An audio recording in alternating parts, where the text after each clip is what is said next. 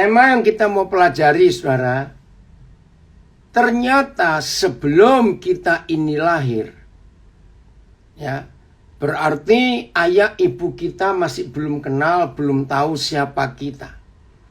Ternyata Tuhan sudah memberi ketetapan dalam hidup kita ini untuk menentukan tujuan hidup kita.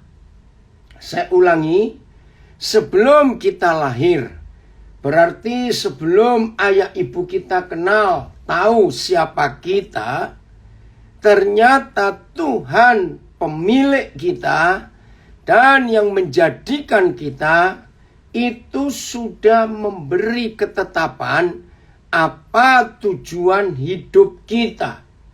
Wah, itu luar biasa.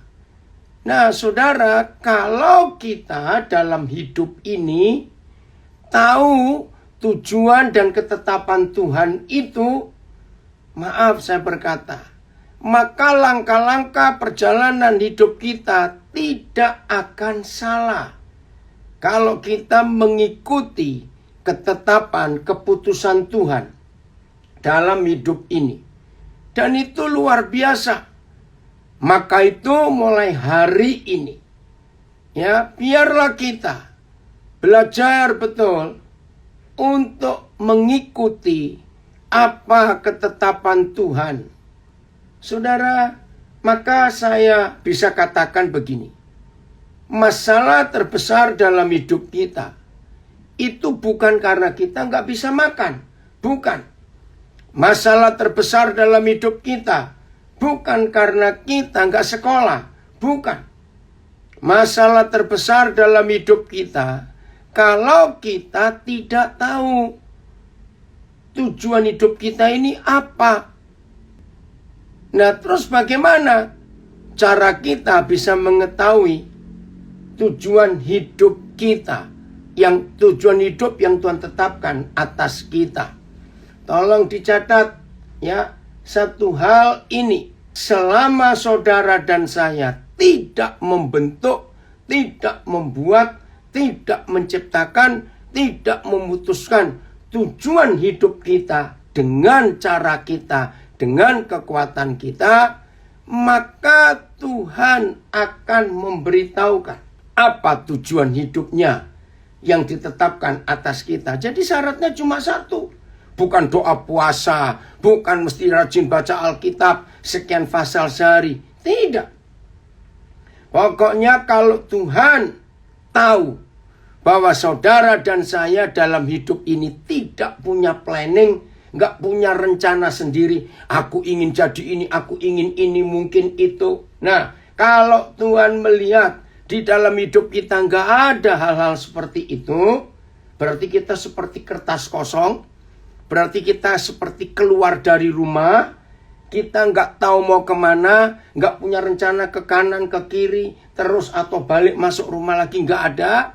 Kalau Tuhan melihat tujuan kita nggak buat planning, nggak buat rencana buat diri kita sendiri, maka Tuhan akan gampang sekali, Bapa kita akan mudah sekali untuk menuntun kita menuju sasaran yang Dia sudah tetapkan sejak kita belum lahir. Kita baca ayat yang pertama, Yeremia 1 ayat 5. Yeremia 1 ayat 5. Yeremia 1 ayat yang kelima. Oke, saya akan baca. Ya, semua yang bawa Alkitab, saudara buka Yeremia 1 ayat 5. Begini kata Tuhan. Oh, pakai HP-nya nggak apa-apaan. Ya, Yeremia 1 ayat 5.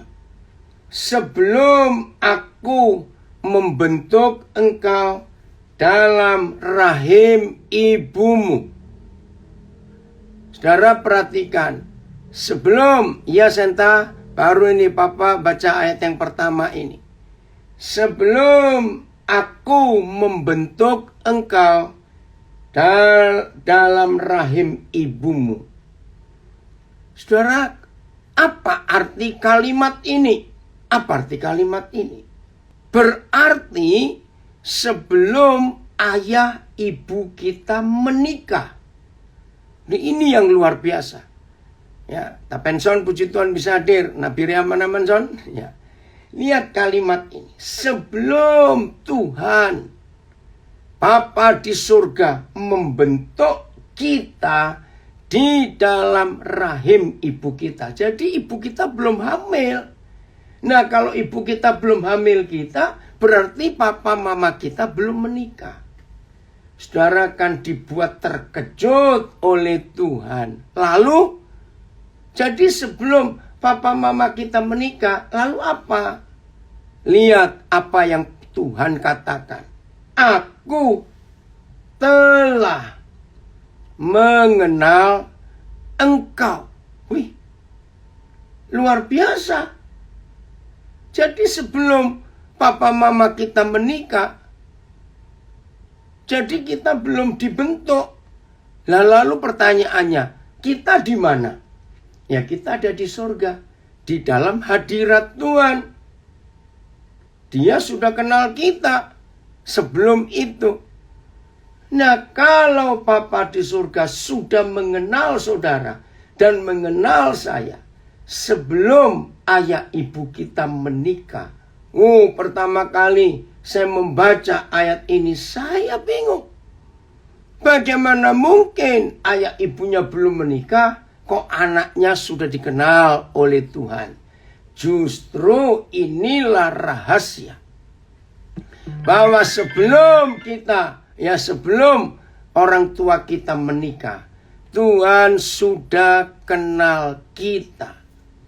Ini sungguh-sungguh dahsyat, saudara. Maka itu ayo mulai hari ini, setiap kita menyadari. Ini nggak cuma bicara yang sudah Kristen loh, tidak. Firman Tuhan yang tertulis di Alkitab, itu berlaku. Tolong dicatat, itu berlaku untuk semua orang, semua manusia di dunia ini. Nah, kalau ada rekan-rekan hamba-hamba Tuhan, maaf, yang masih punya anggapan, ya, betul Jo, kita jelas bukan dari dunia ini, nggak ada. Semua kita berasal dari Tuhan. Kalau ada di antara rekan-rekan hamba Tuhan yang masih punya anggapan, firman Tuhan yang tertulis di Alkitab ini hanya untuk orang yang sudah Kristen, salah besar. Salah besar. Firman ini untuk semua, ya, yang disebut manusia. Nggak peduli siapapun orang itu. Fase kedua, ya. Yang nomor 2. Masih Yeremia 1 ayat 5. Dan sebelum engkau keluar dari kandungan. Nah, ini papa mama kita sudah menikah. Dan ibu kita sudah mengandung kita. Apa yang Tuhan buat ketika saudara dan saya masih dalam kandungan? Sekali lagi, tidak hanya untuk yang Kristen atau orang Yahudi saja. Firman ini tidak. Ini berlaku untuk yang disebut manusia. Apa yang Tuhan buat ketika Tuhan sudah menempatkan kita di dalam kandungan ibu kita? Apa yang Dia buat? Saudara kembali lihat Yeremia 1 ayat 5. Aku telah menguduskan engkau. Wih, ini luar biasa. Apa arti kata aku telah menguduskan engkau? Dahsyat Tuhan kita, sangat dahsyat. Arti telah menguduskan, itu artinya Tuhan sudah memilih kita. Memisahkan kita dari hal-hal yang lain yang ada di dalam dunia ini. Itu arti kata menguduskan, dipisahkan, dikhususkan. Jadi sejak kita masih dalam kandungan, Tuhan sudah. Maka itu kalau saudara baca ayat 5 Yeremia 1. Tensesnya, kalau saya pakai istilah bahasa Inggris, kata waktunya. itu past perfect tense. Sebuah peristiwa yang sudah lewat. Maka itu ada kata telah, bukan akan. Wih, ini luar biasa, saudara. Nah, mungkin ada di antara kita yang menanyakan begini. Ya tapi kenapa? Kok ada orang nasibnya jelek? Pasti ada yang bertanya. Lalu kenapa? Kok ada orang pernikahannya berantakan? Kenapa ada orang bisa buat jahat? Kenapa hidupnya bisa rusak? Saudara, disinilah kita akan belajar. Tuhan tidak pernah memaksa kita. Saya ulangi. Tuhan tidak pernah memaksa kita untuk kita harus dan selalu mentaati dan mengikuti jalan Tuhan. Tuhan tidak bisa memaksa kita. Jadi Tuhan tidak bisa memaksa saudara dan memaksa saya untuk mengikuti apa yang Dia inginkan atas kita. Jadi jawabannya, kenapa ada orang begini? Kenapa ada orang begitu? Hal-hal negatif yang kita lihat. Jawabannya, karena orang itu milih jalannya sendiri. Nggak mau ngikuti jalan yang Tuhan sudah tetapkan. Berapa hari yang lalu, saya ke daerah Ciawi, ya, untuk memberkati pernikahan. Begitu sudah keluar dari tol Jagorawi, saya lihat ini kenapa kok panjang sekali dan ada banyak polisi. Nah, terus diberitahu, oh ada pemeriksaan, karena itu masuk wilayah Bogor dari Jakarta, pemeriksaan tes PCR antigen itu. Nah, kebetulan saya juga bawa. Nah, terus saya perhatikan, kok ada orang banyak ngomong-ngomong dengan berapa mobil. Nah, saya tanya kepada yang bawa saya, itu mereka itu tanya apa? Saya kaget. Ternyata begini. Oh, mereka itu nawari orang-orang yang di dalam mobil tidak bawa tes PCR. Terus ditawari apa? Ditawari jalan alternatif, tapi harus bayar. Loh, terus lewatnya mana? Kan saya tidak tahu. Wow, itu masuk kampung-kampung situ. Nah, saudara, hidup itu ada pilihan. Mengikuti aturan atau mau buat jalan sendiri. Itu kan pilihan kita.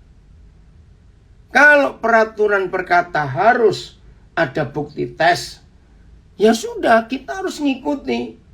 Tapi ada orang yang ya mungkin dia nggak bawa tes atau nggak mau dites, saya juga tidak tahu. Milih jalan yang lain. Nah, itu kan pilihan. Seperti itu Bapa di surga. Maafkan saya kalau saya mengatakan kalimat, mungkin bagi beberapa saudara kalimat ini kurang bagus. Tapi saya harus katakan, menurut firman ini, kalau ada seorang yang hidupnya jatuh bangun, yang hidupnya itu nggak pernah mengalami kenikmatan, dalam arti keindahan hidup, ada saja jatuh bangun, maka jawaban saya, pasti orang itu buat jalan sendiri, tidak mengikuti apa yang Tuhan sudah tetapkan dalam hidupnya. Maka itu terjadi kekacauan di dalam dirinya. Coba sini, coba situ, mungkin di sini, mungkin di situ. Terus begitu. Maafkan saya. Fase ketiga. Masih Yeremia 1 ayat 5. Fase ketiga. Aku telah menetapkan engkau. Nah, kata menetapkan ini loh saudara, yang luar biasa. Kata menetapkan.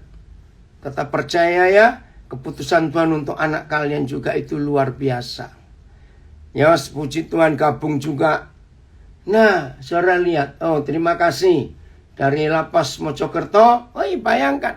Ini saudara kita dari LP Mojokerto menayangkan. Nah, kok hilang? Di mana itu ayatnya? Ya, kalimat terakhir. Pak Sayuti, puji Tuhan, gabung. Lihat kalimat terakhir ayat 5. Oke, saya akan baca dari beberapa terjemahan. Terima kasih. 1 ayat 5. Oh, terjemahan lama ya. Barunya kebalik. Oke, maaf. Nah, aku telah menetapkan engkau menjadi. Nah, untuk Yeremia menjadi nabi. Ya. Tapi kata nabi tidak berlaku untuk semua kita. Tergantung ketetapan Tuhan. Tapi begini intinya. Aku telah menetapkan engkau. Masing-masing manusia yang di dalam kandungan itu. Ini luar biasa. Menetapkan engkau menjadi nabi. Menjadi apa bagi bangsa-bangsa. Terjemahan yang lain. AYT. Kok hilang lagi. Oke. AYT ya. Sebelum aku membentuk kamu dalam kandungan. Aku mengenalmu. Dan sebelum kamu dilahirkan. Aku menguduskanmu. Aku menetapkan kamu menjadi apa bagi bangsa-bangsa. BIS. Sebelum aku membentuk engkau dalam rahim ibumu. Dan sebelum engkau lahir. Aku sudah memilih dan mengangkat engkau. Wih, bayangkan. Sudah memilih dan mengangkat engkau. Untuk menjadi apa bagi bangsa-bangsa. Terjemahan MILT. Sebelum aku membentuk engkau dalam rahim, aku telah mengenal engkau. Dan sebelum engkau keluar dari kandungan, aku telah menguduskan engkau. Aku telah menetapkan. Semuanya sama. Menentukan. Ada kata menentukan. Melantik. Nah, AVB berkata, aku telah melantik engkau. Nah, saudara bayangkan. Ini sebelum lahir. Ada SK. Kalau saya pakai bahasa pemerintah Indonesia. Ada surat keputusan dari surga. Siapa masing-masing kita untuk jadi apa. Itu sebelum orang tua kita menikah.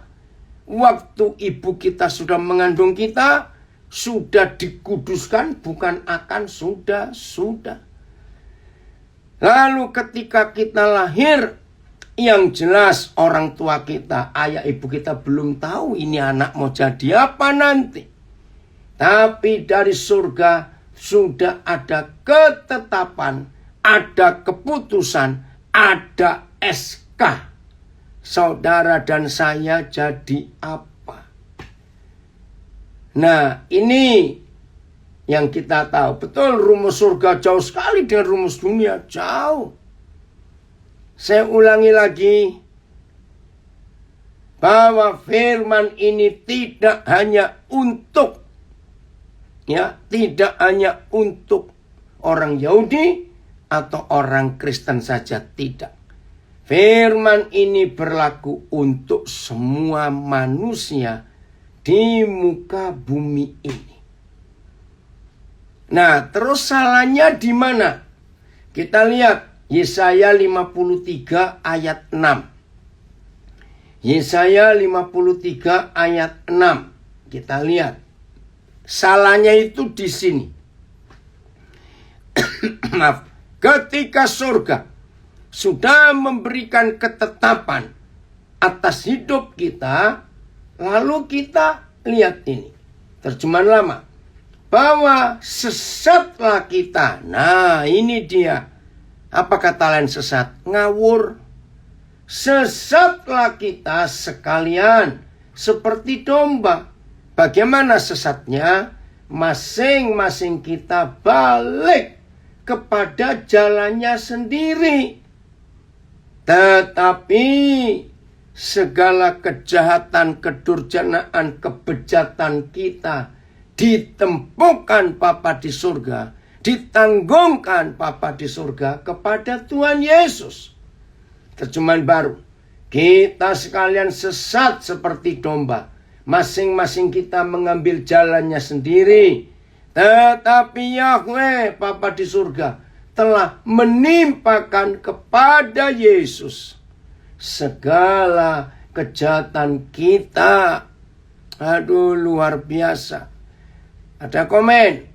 Jadi setiap manusia di bumi mempunyai maksud dan tujuan masing-masing. Betul. Maka itu tidak ada seorang pun lahir tanpa tujuan. Betul. Entah surga melantik, menetapkan kita, memberi SK, itu bahasa pemerintahnya. Inilah yang kita harus tahu dalam hidup kita. Ayat, kita semua seperti domba yang tersesat. Setiap orang mengambil jalannya sendiri. Sama, kita semua tersesat seperti domba. Masing-masing mencari jalannya sendiri. Seperti domba, kita semua telah tersesat. Kita masing-masing telah berbalik menurut jalannya sendiri. Kita semua tersesat seperti domba. Setiap orang menyimpang menurut jalannya sendiri. Kita semua tersesat seperti domba. Setiap orang menyimpang. Sama. Saudara, inilah Tuhan kita yang mengingatkan kita. Maka itu, mari kita perhatikan firman ini. Lagi sekali saya minta maaf. Saya minta maaf. Bagi yang sudah capek dengan hidup ini, Tuhan tolong kami. Maaf, ya dengar. Yang sudah capek dengan hidup ini. Yang sudah lelah dengan hidup ini. Maaf. Sungguh-sungguh hari ini ada harapan. Apa itu? Yang sudah capek dengan hidup ini. Yang sudah lelah dengan hidup ini. Atau saya katakan sudah bosan dengan penderitaan. Sudah bosan dengan kejahatan. Oh, puji Tuhan. Justru kepada orang seperti itu, firman ini hari ini penting. Ya, memang Tuhan selalu menunggu. Dia nggak pernah memaksa kita untuk kita ini ngikuti jalannya, tidak. Tapi kalau ada di antara kita sudah merasa capek, sudah bosan dengan berbuat jahat, sudah lelah dengan semua hidup yang jatuh bangun ini. Maaf, apalagi maaf, yang sudah berapa kali keluar masuk LP, masuk penjara. Nah, kepada saudara yang sudah bosan, maaf juga. Yang hancur, mungkin sudah 3-4 kali menikah, tapi nggak ada yang benar hari ini. Termasuk kepada saudara yang sudah capek dengan narkoba, sudah bosan dengan mencuri, sudah nek dengan berzina.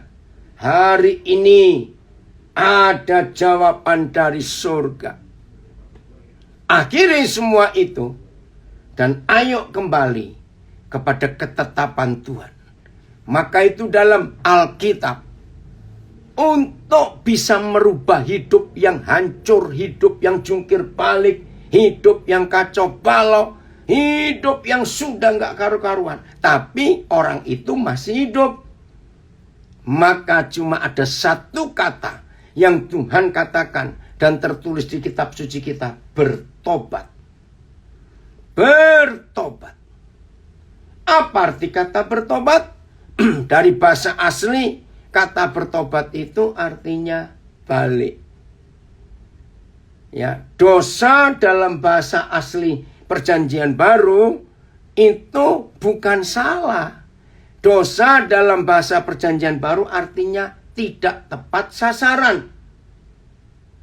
Maka itu hidup yang milih jalannya sendiri, orang itu nggak tepat sasaran, melenceng istilahnya. Dan itulah dosa. Wih, luar biasa ini. Terus ada pertanyaan. Meski anak itu lahir di luar pernikahan atau hasil perkosaan, betul. Saudara yang bertanya, saya jawab. Yang ikut mendengar pertanyaan ini, saya nggak tahu saudara ini dari mana. Saya belum pernah ketemu. Tapi rajin ngikut pelajaran ini. Gara-gara Yeremia 1 ayat 5, saudara. Kalau ada anak hasil perkosaan pun, hasil perzinahan pun di luar nikah, maaf, anak itu tetap kena kepada Yeremia 1 ayat 5. Pokoknya orang, bayi, manusia. Tadi pagi saudara, tadi pagi jam 4:10. Ya memang saya baru selesai pelayanan. Ya, tadi pagi jam 2 subuh saya diajak melayani saudara kita di Belanda. Ya lewat Zoom. Selesai itu ada yang kontak saya. Ternyata yang kontak itu ngikutin juga. Dia bilang ada bayi yang dibuang. Oh iya, karena anak-anak ini mereka masih SMA. Wih, saya bilang, tolong beritahu, jangan dibunuh, jangan. Siap, saya akan ambil. Nah, saya nggak kenal saudara. Tapi itu pelayanan saya selama puluhan tahun ini. Maka itu kalau ada di antara saudara yang gabung via Zoom, ya via Instagram, Facebook, atau yang mendengar lewat audio, di mana saja dan kapan saja saudara mendengar ada orang yang gak suka anak yang dalam kandungannya, beritahukan jangan dibunuh. Kami siap untuk menerima. Anak itu gak pernah salah. Yang salah adalah kita, orang tuanya ini. Ada komen di Instagram, jadi berbalik 180 derajat, bukan mutar 360 derajat. Betul? Nah, jadi di tangan saya juga nggak menghitung, biar Tuhan yang tahu. Tapi ada anak-anak yang Tuhan berikan kepada saya hasil perkosaan. Jadi anak itu nggak tahu siapa ayahnya. Hasil perzinahan karena free sex. Saudara, itulah hebatnya Tuhan. Jangan saudara mengambil ini jadi alternatif. Kalau gitu ya sudah bodoh saja. Nah, risikonya kepada orang yang melakukan. Bukan kepada anak yang dilahirkan. Anak itu nggak pernah salah. Maka itu saya nggak setuju kalimat anak haram. Yang saya pakai bapak haram itu yang kurang ajar. Maka itu stop melakukan perzinahan. Stop. Ya. Jangan menyebut anak haram. Bapaknya yang kurang ajar. Jadilah kehendakmu di bumi seperti di surga. Betul. Itu kemauan Tuhan atas hidup kita. Jadi jelas ya, mulai hari ini jangan kita hidup mengambil jalan kita sendiri. Jangan. Ayo kita selalu mengikuti jalan Tuhan. Hebatnya Papa kita itu sungguh-sungguh luar biasa. Yang Tuhan mau kita lakukan dalam hidup ini saudara. Supaya lewat hidup kita setan itu stop bekerja. Stop. Nah, dari beberapa pertanyaan yang ada di Zoom, di Facebook, di Instagram, saya mau beri jawaban. Coba saudara cari di Facebook. Ada sebuah akun yang tiap hari saya menjadi accept ya, bergabung dengan kelompok mereka. Namanya Born Different, lahir berbeda. Nah, di Facebook itu tiap hari minimal ditampilkan satu video tentang orang-orang cacat. Born Different, BORN, born lahir, different, DIFFRENT. Nah, tiap hari saudara akan ditayangkan orang-orang cacat di seluruh dunia. Saya juga kagum dari mana mereka bisa mendapatkan orang-orang itu. Loh, yang gak ada urusan. Kalau opa omanya gak mau ya kita yang ambil. Itu Jo, ini ada pertanyaan di Zoom. Jadi kalau ada anak gadis hamil tapi orang tuanya gak mengakui, jadi opa oma bayi itu yang menolak, ya gak apa-apa. Ya kalau sudah menolak kita gak bisa apa-apa Jo. Mereka akan terima hukuman karena mereka membunuh. Jadi walaupun bayi itu belum lahir, tapi dia sudah satu kehidupan, maka orang itu pembunuh. Maka itu ayo kita selamatkan sebanyak-banyaknya anak-anak itu. Mereka nggak berdosa lagi sekali. Oke, kita lanjut sekarang. Mazmur 139. Terima kasih ada firman sehebat ini. Khusus kepada saudara-saudara yang di lapas atau dimanapun. Maaf. Yang tahu. Karena ada yang memberitahu. Bahwa ada di antara kita. Anak-anak hasil perkosaan. Anak-anak hasil perzinahan. Dari kecil. Orang itu ditolak. Nah biasanya setan bekerja di hidup orang-orang yang sejak dalam kandungan itu ditolak. Mazmur 139. Ya, Mazmur 139. Mulai ayat 13 sampai 16. Nah, bagi saudara yang mendengar pelajaran ini, maaf, dan saudara tahu, aduh, aku ini anak tertolak, aku ini anak yang gak diinginkan. Baik oleh kakek nenekku, paumaku, bapak ibuku, mereka gak ingin aku. Mereka berapa kali ingin menggugurkan aku, ceritanya mereka. Tapi mereka tidak berhasil. Biarlah hari ini, saudara jangan putus asa. Bagaimanapun kejadian saudara, maaf saya berkata, saudara tetap berharga di mata Tuhan. Jangan putus asa. Saudara, 90 sekian persen, maaf ini ngeri sekali. 90 sekian persen. Orang-orang yang ditolak oleh orang tuanya sejak dalam kandungan. Rata-rata mereka diikuti oleh roh bunuh diri. Ada suara-suara bilang mati aja, kamu mati aja. Nah itulah setan ingin membunuh. Ketika mereka tidak berhasil membunuh saudara waktu dalam kandungan. Ternyata setan tidak pernah rela melepaskan orang itu. Sudah lahir, sudah dewasa, sudah berhasil pun dalam beberapa hal tetap dikejar untuk dibunuh. Nah, kalau dalam istilah Alkitab itulah roh Firaun dan roh Herodes. Disebut roh aborsi, roh penguguran kandungan. Karena Firaun dan Herodes adalah raja dari setan yang memberi peraturan negara. Bunuh anak-anak kecil. Masih ingat itu ya? Di zaman Musa lahir dan di zaman Tuhan Yesus lahir jadi manusia, Herodes dan Firaun membuat peraturan negara. Bunuh. Bayi-bayi itu. Dan roh itu ada sampai hari ini. Maka itu jangan jadi jahat. Ya.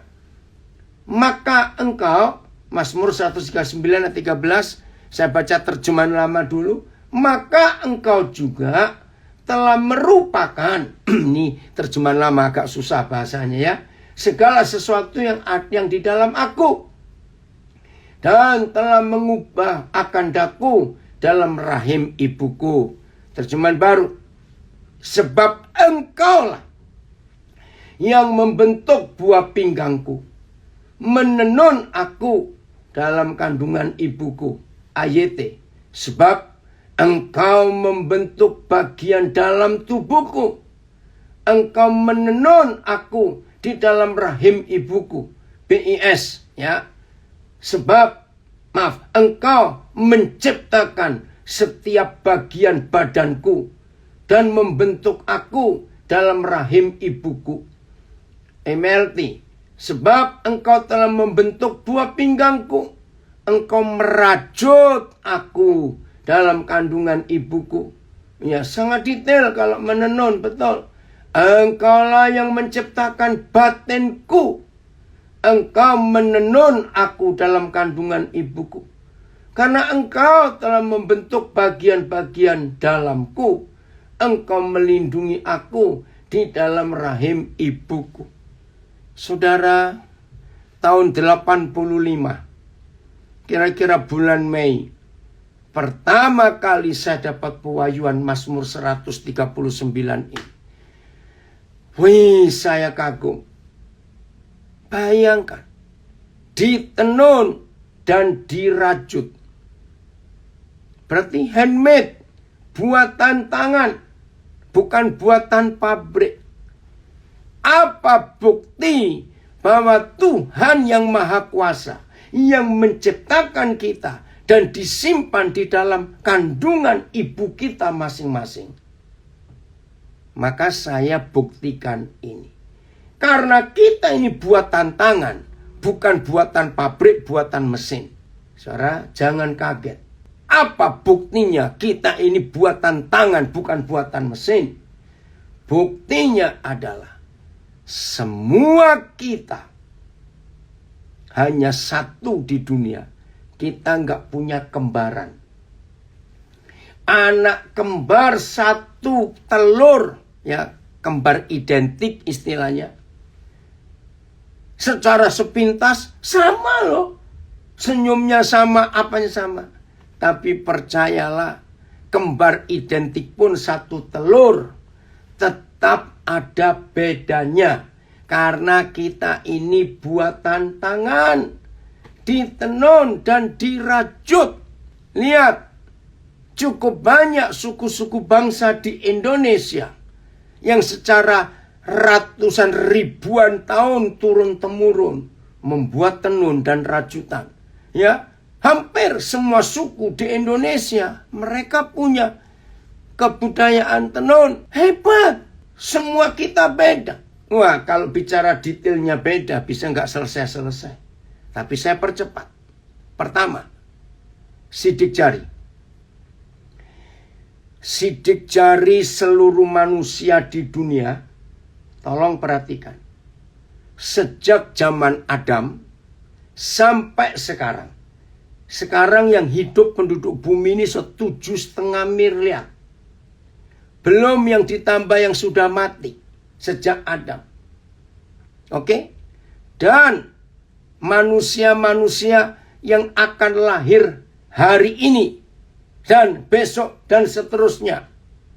Nah, sampai berapa puluh tahun ke depan, total ada berapa puluh miliar manusia di dunia ini. Sidik jarinya tidak pernah sama. Ini loh jempol ini loh, saudara, jempol. Yang sekecil ini cuma diputar-putar saja. Itu nggak ada yang sama. Kalau ini bukan Tuhan yang buat, buatan tangan, nggak ada yang bisa. Terus ilmu pengetahuan bertambah. Ternyata retina mata kita, retina, itu juga cuma satu. Satu orang di dunia bentuk retinanya satu. Nggak ada yang sama. Maka itu kenapa ada KTP elektronik yang direkam nggak cuma sidik jari, tapi mata kita difoto. Ternyata retina ini beda bentuknya. Nah, kayak apa saya juga tidak tahu. Hebat nggak Tuhan itu? Maju lagi. Indonesia belum semuanya. Tapi di negara-negara maju, Amerika, Eropa, Australia, Kanada, mereka sudah mendata, ya, data penduduk mereka dengan letak gigi. Wih, itu yang saya kagum. Jadi gigi, ya, di Indonesia ini baru ada satu ahli forensik gigi, ya. Ahli forensik itu adalah dokter yang meneliti mayat-mayat, hasil pembunuhan, mutilasi, hasil kebakar, hasil kecelakaan, ya, kena bencana alam. Nah, yang luar biasa, profesor ini adalah wanita. Nah, bukan cuma itu, dia juga gembala, pendeta. Kalau saudara pernah dengar nama pendeta, ya, Sudidharma dari Surabaya, sekarang ada di Malang. Nah, istrinya itu yang pendeta juga adalah ahli forensik wanita yang pertama. Dan Ibu Mike namanya. Itu profesor, ya, guru besar Universitas Fakultas Kedokteran Gigi Erlangga. Dia juga menjadi dosen terbang. Berapa kali ngajar di Jepang di Fakultas Forensik bagian gigi. Nah, itu saya kagum. Ternyata bentuk gigi kita, rahang kita, itu seluruh dunia beda, saudara. Maka itu di negara-negara maju, di samping tanda tangan disimpan, retina mata juga letak gigi. Di foto ini nggak ada yang sama. Saya mikir itu, kalau ini bukan tenunan nggak mungkin. Kalau buatan pabrik sama semua. Ayat 14 sekarang. Masih Mazmur 139. Terima kasih Bapak. Maka itu manusia disebut unik. Bukan antik, beda unik dengan antik itu. Betul Jen, Papa kita luar biasa. Penenun yang tidak bisa ditiru, nggak mungkin. Terima kasih Papa. Maka itu betapa dahsyatnya hidup ini. Tolong ya, kalau saudara ketemu orang mau bunuh diri, larang. Jangan mati dulu. Hidupmu itu berharga. Hidupmu itu luar biasa. Jangan mati dulu. Ayat 14. Saya langsung aja baca terjemahan barunya ya. Terjemahan lemah kalimatnya agak susah. Karena itu bahasa Melayu. Aku bersyukur kepadamu. Oleh karena kejadianku dahsyat dan ajaib. Terima kasih Tuhan. Ajaib apa yang kau buat. Dan jiwaku benar-benar menyadarinya. AYT. Aku hendak mengucap syukur kepadamu. Karena aku dibuat dengan dahsyat dan ajaib. Ajaib pekerjaan-pekerjaanmu. Dan jiwaku sungguh-sungguh mengetahuinya. BIS. Aku memuji engkau. Sebab aku sangat luar biasa. Segala perbuatanmu ajaib dan mengagumkan. Aku benar-benar menyadarinya. Bisakah saudara mengakui aku? Ya, bukan dicetak. Ya, oke, Jo. Keluarkan dulu, Papa nggak bisa baca. Baik. Aku memuji engkau, saya ulangi BS. Sebab aku sangat luar biasa. Segala perbuatanmu ajaib dan mengagumkan. Aku benar-benar menyadarinya. Aku mau menyanjung engkau. Ini MELT. Aku mau menyanjung engkau. Oleh karena dengan dahsyat aku telah dikhususkan. Wah, ini terjemahan MELT. Aku telah dikhususkan. Ya. Pekerjaan. Kenapa ini? Diferensi tahun umur. Oke. Ya. Pekerjaan-pekerjaanmu itulah yang sangat ajaib. Dan jiwaku ialah yang mengenal sepenuhnya. Terjemahan berikut. Aku mengucap syukur kepadamu. Karena kejadianku hebat dan ajaib. Ajaiblah perbuatanmu. Dan jiwaku sungguh-sungguh menyadari hal itu. Aku akan memujimu. Karena aku dicipta dengan dengan mengagumkan dan menakjubkan. Haleluya. Kita ini diciptakan dengan mengagumkan dan menakjubkan. Sungguh menakjubkan ciptaanmu. Dan ini amat diketahui oleh jiwaku. Betul. Ini ada kesaksian seorang ibu. Luar biasa tangan Tuhan merajut menenun dari dalam rahim ibu. Punya kesaksian. Waktu hamil anak pertama. Ya. Saya hamil tapi sebentar. Tapi kalau secara USG janinnya sepertinya tidak ada. Padahal 6-7 minggu umur kandungan. Dan dokter minta harus dikeluarkan. Tapi kami tidak mau. Dan sampai lahir anak itu lengkap. Hari ini saya mengerti lewat firman ini. Puji Tuhan. Nah ini loh. Setan bisa memakai berbagai cara. Maka itu saudara saya selalu berkata kepada banyak orang tua. USG secanggih apa alat itu. Jangan dipercaya 100%. Contoh. Ini anak laki ini. Ini anak perempuan. Ini USG 3 dimensi. Saya selalu berkata, tunggu sampai anak itu lahir. Bahkan, tidak sedikit keluarga-keluarga yang sedang mengandung istrinya. Lalu minta nama kepada saya. Saya bilang, saya nggak mau memberi nama. Tunggu anak itu lahir loh. Tapi sudah 5 kali USG loh. Ini cowok. Saya bilang, tunggu, USG bisa salah. Ya, walaupun tidak semuanya salah, bukan? Nah, tapi contoh kesaksian ini. Hamil 6-7 minggu, dikira anaknya nggak berkembang, mau digugurkan. Nah, kebetulan saya kenal anak yang disebutkan. Karena ini keluarga anak saya sendiri. Terima kasih, Senta. untuk kesaksian. Papa juga baru tahu kalau sejak dalam kandungan setan gak suka lari, ingin dibunuh dengan cara itu. Maka itu anak itu akan hebat nanti, percayalah. Nah saudara, inilah kehidupan yang luar biasa. Oh, ada yang komen di IG. Saya jawab ya, Pak, setiap hari saya bergumul dengan bisikan bahwa saya adalah anak gagal, anak beban keluarga. Karena semenjak pandemi bisnis saya semua gagal.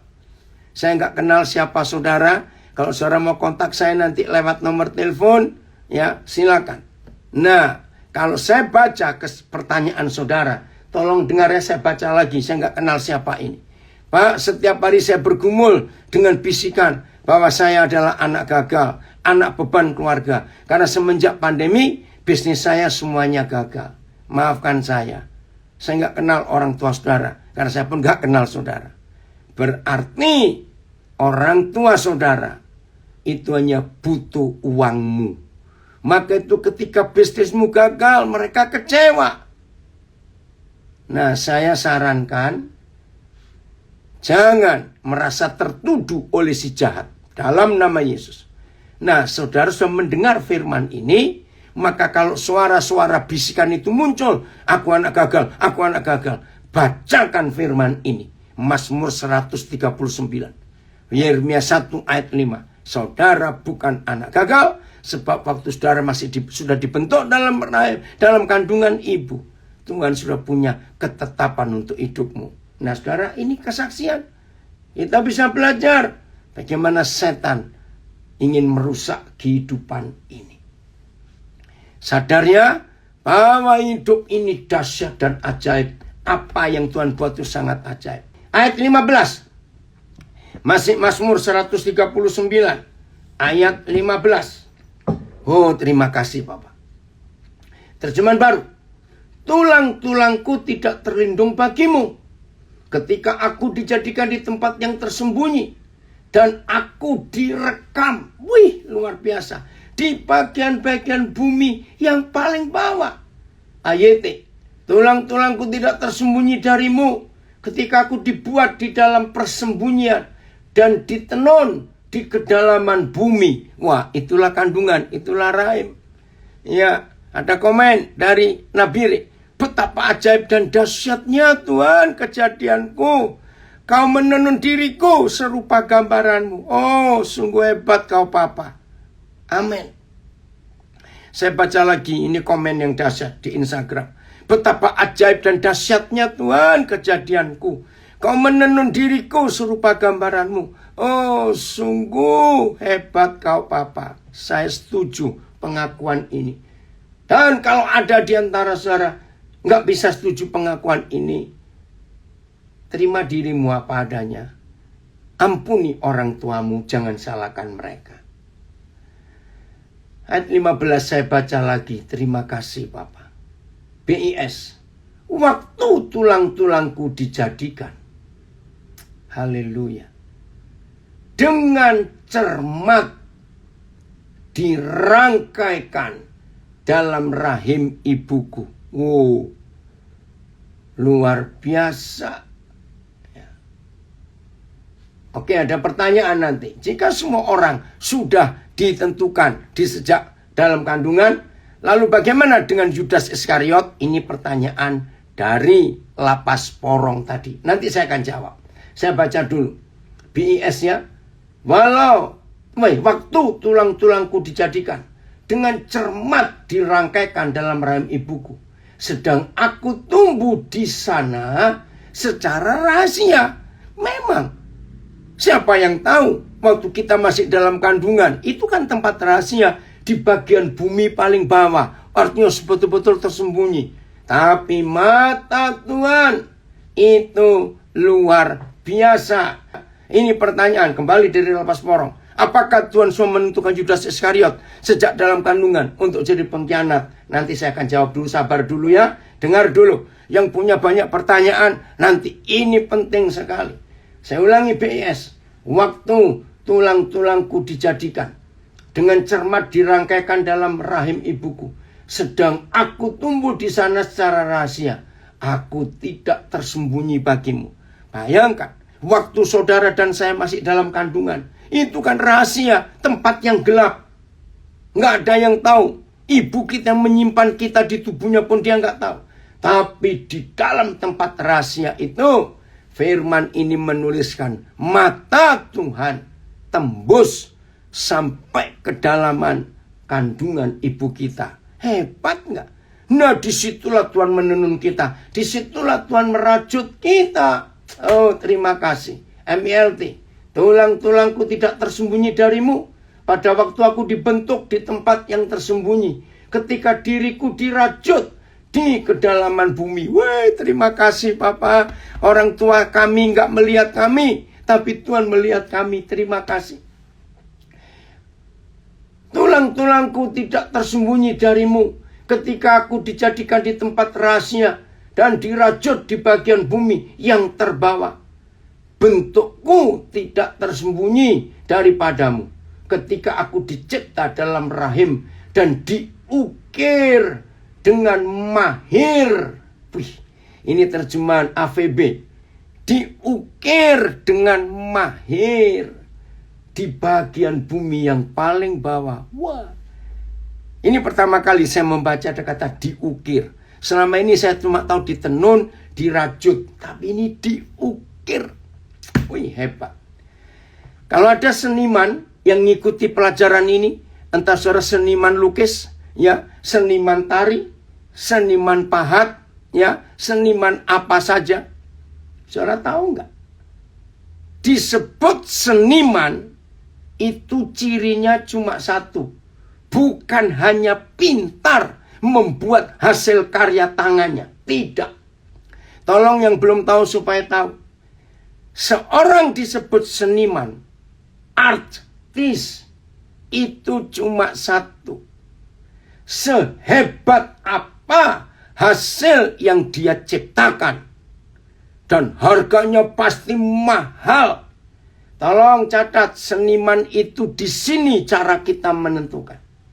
Seorang yang asli seniman, betul-betul seniman, dia tidak akan membuat hasil karya yang sama untuk kedua kali. Tidak mungkin. Seniman yang mata duitan itu mungkin. Ngerti? Kalau seniman mata duitan, dia seniman palsu. Hidupnya hanya untuk uang. Tapi seniman yang benar, artis yang benar, tidak pernah membuat duplikat atas apa yang sudah dibuat. Maka itu tadi di Facebook ada bertanya, kalau gitu apa artinya cloning? Nah, Tuhan tidak pernah mengkloning. Karena masing-masing kita ini beda. Ini betul seniman hebat, masterpiece yang tidak ada kesamaannya di dunia, betul. Begitu pula penulis lagu, benar gak mungkin membuat lagu yang sama. Maka itu ada ukiran. Itulah kita, rajutan, tenunan tangan Tuhan. Sangat hebat. Ayat 16. Ini yang terakhir, ayat 16. Maka itu saudara, hidup ini indah, hidup itu menyenangkan. Ayat 16. Mazmur 139. Ya. Bukan cuma nilainya jatuh, Jo. Enggak. Kalau ada seniman buat duplikat, karena itu harganya mahal. Ayat 16 yang dari LP Porong, 139 kitab Mazmur. Tolong dibuka. Kalau sampai ada seniman yang menduplikat karyanya sendiri, maaf, dia bukan seniman asli. Maka itu Tuhan tidak pernah membuat manusia sehebat apa untuk diulangi yang sama. Tidak. Masing-masing kita ini unik. Masing-masing kita ini masterpiece. Wah, terima kasih Papa. Maka itu tolong sampaikan. Rebut mereka yang mau bunuh diri. Karena menyesal, hidupku ini kok begini, kenapa? Aku ini kok jelek, aku ini kok pendek, aku ini begini. Stop menghukum dirimu sendiri. Firman ini menyadarkan saudara. Inilah ketetapan Tuhan. Ayat 16. Matamu melihat selagi aku bakal anak.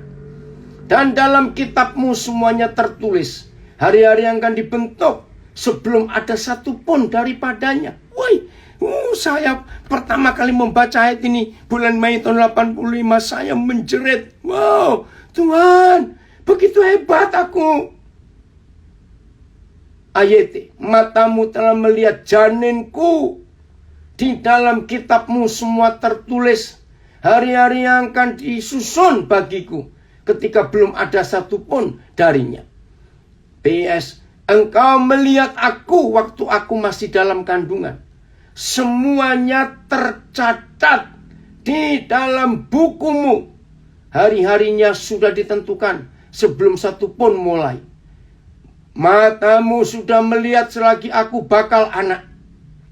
Dan pada kitabmu akan dituliskan seluruh hari-hari mereka dibentuk. Meski belum ada satupun yang di antara mereka. Matamu melihat ketika aku masih berupa janin. Dan di dalam kitabmu semuanya telah tertulis hari-hari yang akan dibentuk sebelum ada satupun daripadanya. Matamu telah melihat jatku yang masih belum dibentuk. Dan dalam kitabmu segalanya tersurat hari-hari yang ditentukan untukku. Saudara, saya beri ilustrasi ini.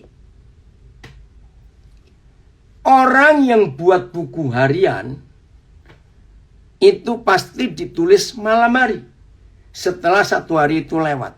Dan begitu pula seterusnya.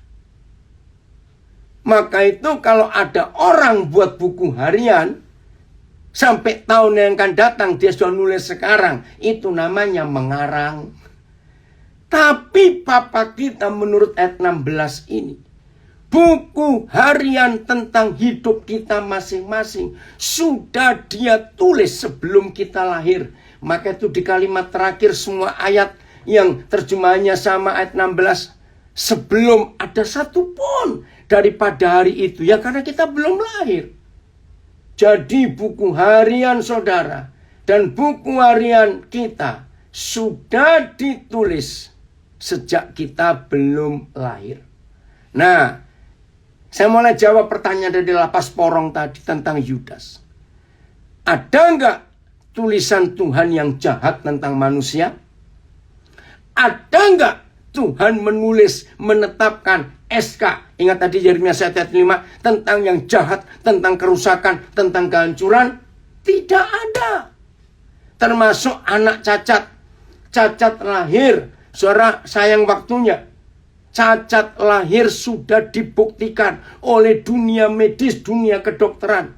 Cacat lahir itu 100% karena salah orang tua. Bisa salah makan obat, bisa salah konsumsi sesuatu, anak itu cacat. Bisa, ya, karena mikir. Anak cacat secara mental. Inginnya laki, tapi anak dalam kandungan Tuhan ciptakan perempuan. Maka anak perempuan itu kayak laki, tomboy. Atau sebaliknya, Tuhan menetapkan anak itu laki, tapi orang tuanya maksa, aku mau perempuan. Maaf, hanya karena keinginan manusia yang salah, hormon bisa rusak dalam tubuh. Itu semua perbuatan orang tuanya. Cacat fisik, ada yang bongkok, ada yang ini. Juga karena orang tuanya. Maaf, saya nggak punya waktu untuk mendiskusikan. Ya. Nah, lalu bagaimana kita tahu bahwa Tuhan nggak pernah buat yang jelek, nggak pernah nulis yang jelek? Mudah-mudahan ini ayat terakhir. Yakobus 1 ayat 17. Ayo kita baca. Yakobus 1 ayat 17. Maka itu Yudas tidak pernah ditetapkan. Ada ayat yang salah menerjemahkan. Sepertinya Tuhan jahat sekali. Tidak. Ya, buktinya apa? Ingat waktu mereka ber-13 sedang duduk makan malam yang terakhir. Kan ada yang bertanya, Guru, siapa di antara kami yang akan mengkhianati guru? Ayat 17-nya Yakobus 1. Masih ingat? Begini kata Tuhan Yesus, barang siapa nanti yang mencelupkan makanannya, ayat 17 Yakobus 1-nya, barang siapa nanti yang mencelupkan makanannya ke pinggan ini, ke sup ini bersama aku, dia itu orangnya. Masih ingat firman itu? Nah, saya tanya 2 pertanyaan. 1. Bisa nggak Petrus yang tiba-tiba bareng nyelupkan makan? Bisa. Bisa Yohanes. Bisa Yakobus. Tuhan nggak menentukan. Nah, pertanyaan kedua. Kalau saya Yudas, yang memang sudah menyiapkan model pengkhianatan kepada guru saya. Kalau saya Yudas, ada pernyataan itu, saya akan lipat tangan. Ya, saya akan lipat tangan untuk tidak masukkan makanan saya ke pinggan itu. Betul nggak? Kalau Yudas itu saya nggak bodoh dong. Saya nggak mau dituduh. Saya nggak mau ketahuan kalau saya mengkhianat. Tapi itulah kebodohan setan. Ya ampun. Kok Yudas yang mencelupkan?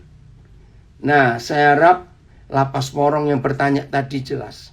Jadi Tuhan tidak pernah menentukan seorang jadi penjahat. Tidak. Jahat maupun benar. Ya, rusak maupun baik. Keputusan ada pada tangan kita. Pada hidup kita. Maka itu tadi saya bacakan Yesaya 5:36. Saudara milih apa? Menentukan jalan bagaimana? Kita bisa jadi pezina sekarang. Kita bisa jadi pembunuh sekarang. Kita bisa milih jadi pemabuk. Bisa. Kenapa tidak? Kita punya kehendak bebas. Nah, ayat 17 saya baca. Yakobus 1. Setiap pemberian yang baik dan setiap anugerah yang sempurna datangnya dari atas, diturunkan dari Bapa segala terang, yang padanya tidak ada perubahan atau bayangan karena pertukaran. Setiap pemberian yang baik dan setiap pemberian yang sempurna, ya, datang dari atas, diturunkan dari Bapa segala terang, padanya tidak ada perubahan atau pertukaran bayangan. Selanjutnya, setiap pemberian yang baik dan hadiah yang sempurna datangnya dari surga, diturunkan dari Tuhan, pencipta segala terang di langit. Ialah Tuhan yang tidak berubah dan tidak pula menyebabkan kegelapan apapun. Setiap pemberian yang baik dan setiap karunia yang sempurna adalah dari atas, turun dari Bapa segala terang, yang di hadapannya tidak ada perubahan atau bayangan peralihan. Setiap anugerah yang baik dan setiap berkah yang sempurna datang dari atas, turun dari Sang Bapa, yang adalah sumber segala terang dan yang tidak berubah atau pudar karena adanya perubahan. Bapa kita dahsyat. Yang terakhir, segala pemberian yang baik dan sempurna diturunkan dari surga oleh Bapa, sumber segala cahaya. Dia tidak berubah dan tidak seperti bayangan yang berubah-ubah bentuknya. Jadi jawabannya, buku harian yang Papa tulis buat seumur hidup kita, itu semuanya yang baik, semuanya yang sempurna. Ini Papa kita. Puji Tuhan, dari lapas porong sudah menjawab. Puji Tuhan. Jadi saudara, kalau sampai ada yang rusak hidup ini, karena kita yang milih kerusakan itu sendiri. Nah, maka begini, bagian terakhir kesimpulan saya. Hari ini, kalau ada di antara saudara yang mengambil keputusan setelah hidup ini hancur, setelah saudara dengar firman ini, saudara ambil keputusan, Tuhan, aku bertobat. Begitu Tuhan tahu kita bertobat, detik berikutnya kita akan dipindahkan di buku harian itu, yang isinya adalah baik semuanya. Saudara, maka itu ketika kita memilih jalan kita sendiri, ketika kita menetapkan, aku mau jadi pencuri, aku mau narkoba, aku mau berzina, hancur hidup ini. Maka itu kalau hari ini saudara mau kembali kepada buku harian yang Papa tulis. Wih, hidup ini luar biasa. Serius. Selama saya hidup, nggak tahu berapa ratus, mungkin ribu, saya nggak tahu. Orang-orang yang hancur masa depannya, rusak semuanya, bertemu dengan Tuhan Yesus lewat hidup saya. Hidupnya berubah. Nah, agama yang menuduh Tuhan, itu memang nasibmu. Kalau nasibmu itu pemulung, ya mau dimodali berapa saja tetap pemulung. Nah, itu bukan Papa kita. Itu Tuhan di agama-agama yang lain. Tapi Tuhan kita, Yahweh yang kekal, Yesus Kristus Tuhan, tidak pernah memberi nasib jelek untuk kita. Maka itu ulangi lagi apa yang kita sudah dengar dari awal tadi. Tuhan menetapkan langkah-langkah orang yang hidupnya berkenan kepadanya. Betul, Mario. Kalau saudara dan saya mau kembali kepada buku harian Tuhan, hidup ini luar biasa. Jadi saudara, hari ini berubah ya. Oh, terima kasih untuk berita firman. Ini terekam di Zoom, terekam di Instagram, di Facebook, di audio saya. Bagikan kepada semua orang yang ingin tahu hidupnya bagaimana. Bagikan itu, menjawab tentang takdir dan nasib. Terima kasih. Makasih juga. Jadi nasib dan takdir itu tidak ada di dalam Papa kita. Tuhan Yesus memberkati kita semua. Dan saya harap kita tidak hanya mendengar pelajaran ini, tapi ayo kita bagi. Mulai sekarang. Kalau saudara ketemu orang hidupnya kacau, hidupnya rusak, hidupnya amburadul, sampaikan firman Tuhan ini. Bukan tentang agama, tapi tentang fakta hidup. Sebetulnya nasibmu itu baik kalau kamu mau nurut. Ari, tadi Papa mulai sharing nyebut kamu, mudah-mudahan kamu ada. Ayo nak, kamu kembali kepada jalan Tuhan. Ingat peristiwa 30 Juni 2019. Kamu harus ingat itu. Terima kasih. Tuhan Yesus memberkati kita semuanya. Ayo kita jadi agen-agen pemulihan. Amin.